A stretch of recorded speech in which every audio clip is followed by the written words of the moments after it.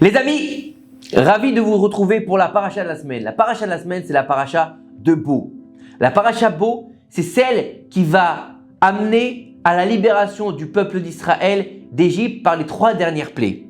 Et il faut savoir qu'au début de la paracha, la Torah nous raconte le moment où Moshe Rabbeinu alla avertir Pharaon que s'il ne laissait pas partir le peuple, Akadosh Baruch Hu, il enverrait la plaie des sauterelles. Et Pharaon demanda à la branchée. Il leur a dit, mais qui doit sortir?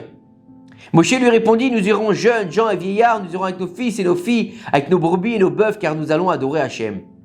Pharaon lui dit, non, vous pouvez aller les hommes. Servez Hachem, puisque c'est ça que vous désirez. Et on les chassa de devant Pharaon. Ça veut dire quoi? Moshe Rabbeinu, il a demandé à Pharaon que tout le monde sorte, que les enfants partent aux côtés des adultes. Et Pharaon, lui, il a dit non. Les adultes, ils peuvent partir. Allez avec vos vieux, avec vous, les adultes, les gens d'un certain âge. C'est pas un problème. Les enfants, vous me les laissez. Pourquoi il voulait que les enfants restent en Égypte? Et nos sages nous expliquent que il voulait les empêcher de servir Hachem. Ça veut dire quoi? Si les adultes partent, il va empêcher les enfants de servir Hachem? Pharaon, il savait très bien, il était très intelligent, Pharaon. C'était pas un abruti. Pharaon n'était pas un idiot du village qui ne savait rien faire. C'était déjà un grand sorcier. Il avait le Koach HaTum'a, il avait la possibilité de faire de la magie noire. Et Pharaon, il savait que, en s'ingérant dans l'éducation des enfants juifs, il pourrait bouleverser la sainteté complète du peuple d'Israël. Il ne souciait pas que les adultes aillent servir Hachem, tant que les enfants continuaient d'être nourris par la culture impure de l'Égypte.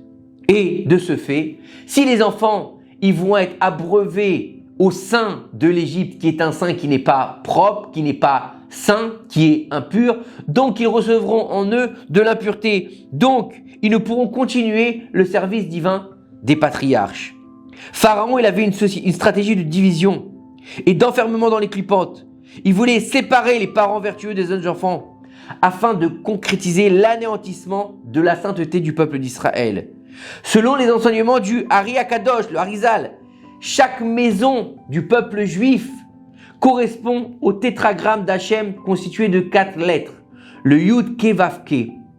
Écoutez bien ça, c'est très important. Si chaque maison ressemble, elle correspond au nom du tétragramme ineffaçable d'Akadosh Baruch Hu.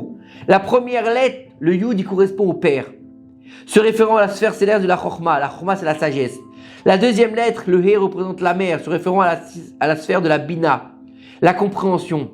La troisième lettre correspond, donc le Vav, correspond au fils qui est relié à la sphère céleste de Tiferet, la beauté. Et la dernière lettre représente la fille, qui est la sphère céleste de la Malchut, la royauté. Donc les parents et les enfants, ensemble, représentent la quintessence du nom d'Hachem ineffaçable. Et en les séparant, qu'est-ce qu'on fait? On sépare le nom divin. Comme il est écrit, le provocateur sème la division entre ses amis. Et c'est ça que voulait faire Pharaon.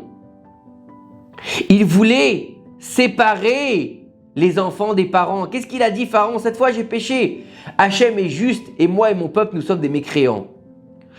Ces paroles que dit Pharaon, elles ont l'air très bien. Je suis un rachat, mon peuple est un rachat, Dieu il est le tzaddik. Non, c'est un sinistre message qu'il nous donne ici Pharaon.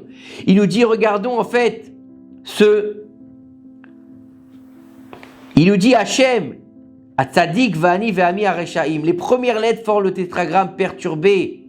Le mot Ani se rapportant à Pharaon qui voulait empêcher la mission du peuple d'Israël, qui est l'unification d'Akadosh Baruch Hu de la Shrina représentée par la première et la deuxième moitié du tétragramme.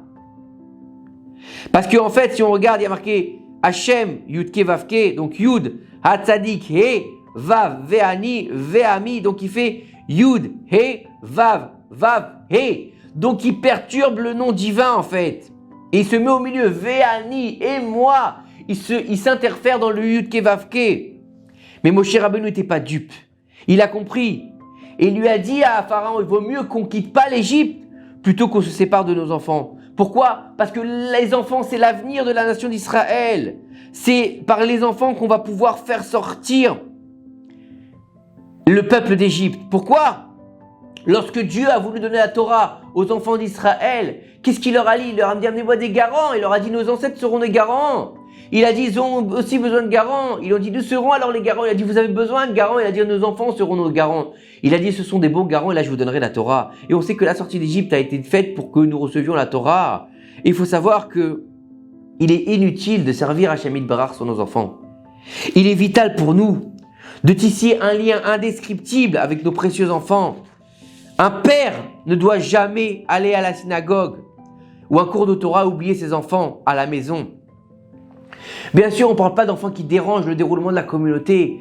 C'est-à-dire qu'il faut les éduquer à partir du moment où ils savent se tenir correctement, à venir à goûter à la prière, à venir à goûter à un cours de Torah. Et surtout quand il amène à la synagogue, il ne doit pas le laisser errer dans le couloir, ou il ne doit pas le laisser faire du bruit, ou lui donner un jouet, lui dire vas-y joue et on s'en fout. Non, il doit le placer à côté de lui donner l'envie de faire le Shema Israël, lui apprendre, si cet enfant est en mesure de lire, lui apprendre comment on va lire un peu la prière, l'habituer à entendre la mélodie des ta'amim de la Torah, lui faire écouter un petit peu du Dvar Torah, parce qu'il n'aura peut-être pas la patience d'écouter tout le Dvar Torah, mais au moins quelques petites bribes, comme on le voit dans les jardins d'enfants, où les morotes apprennent la Torah aux enfants, et les enfants ils arrivent, pourtant ils sont tout petits, ils ont 4 ans, ils ont 5 ans, ils arrivent à expliquer la paracha de la semaine. Comment ils font? Parce qu'on leur a donné quelques bribes, on leur a résumé la paracha avec une histoire d'enfant, comme l'histoire de la princesse, comme l'histoire du prince, mais dans la Torah. Et là, ils retiennent toute la paracha de la semaine. Et faut savoir que étudier, c'est bien. Aller prier, c'est bien. Mais tout ça n'a d'importance que si on trace le chemin de notre patriarche qui ont créé une chaîne indestructible avec leurs précieux enfants. Abraham, il a eu un fils qui s'appelait Yitzhak. Yitzhak, il a eu un fils qui s'appelait Yaakov. Yaakov, il a eu 12 enfants qui sont devenus les 12 tribus qui ont créé le peuple d'Israël. Mais Abraham, il s'est évertué à transmettre à Yitzhak l'amour de Yaakov, l'amour d'Akadosh Baruch Hu. Yitzhak, il s'est évertué à transmettre à Yaakov, son fils, l'amour d'Akadosh Baruch Hu et bien sûr l'étude de la Torah et des mitzvot. Et Yaakov, à ses 12 fils, il leur a donné la responsabilité de créer le peuple d'Israël. Donc c'est une chaîne qui est indestructible. Depuis Abraham Avinu, le premier des patriarches, et on le dit tous les jours dans la paracha dans la Slicha, on le dit 3 fois par jour dans la Hamida, Elo Abraham, Elo Yitzhak, Velo Yaakov. Tu es le Dieu des patriarches. On rappelle toujours quoi? Le mérite des patriarches. Et pourquoi des 3? Pour faire comprendre qu'on est lié à ce lien indestructible qui est le lien des patriarches. Et donc, comment continuer le lien des patriarches? Par nos enfants. Quand un homme quitte ce monde, qu'est-ce qui lui reste?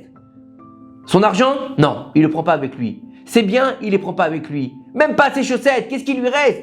Il lui reste rien. Il est enterré dans un pyjama blanc. C'est tout. Qu'il soit riche ou qu'il soit pauvre, il aura le même studio. Mais qu'est-ce qui va lui rester après?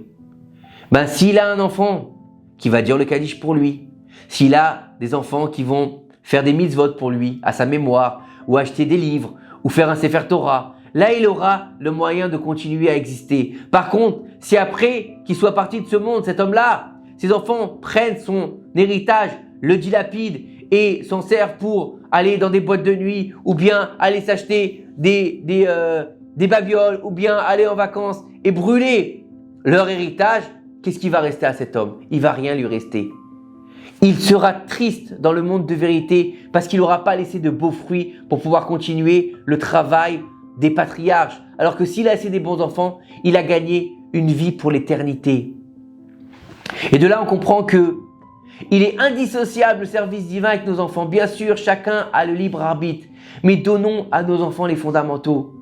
Quel que soit le niveau de nos enfants, quel que soit leur rapport avec la Torah, ils ont une neshama et on a le devoir de nourrir cette neshama. Quoi qu'il arrive demain, ils feront ce qu'ils voudront, mais au moins, imprégnons dans leur cœur les fondamentaux de nos pères Abraham, Yitzhak et Yaakov pour pouvoir continuer cette chaîne indestructible qui nous rapprochera vers la venue du Mashiach. Bimra Be'aminu. Amen. Shabbat, Shalom ou Mevorach.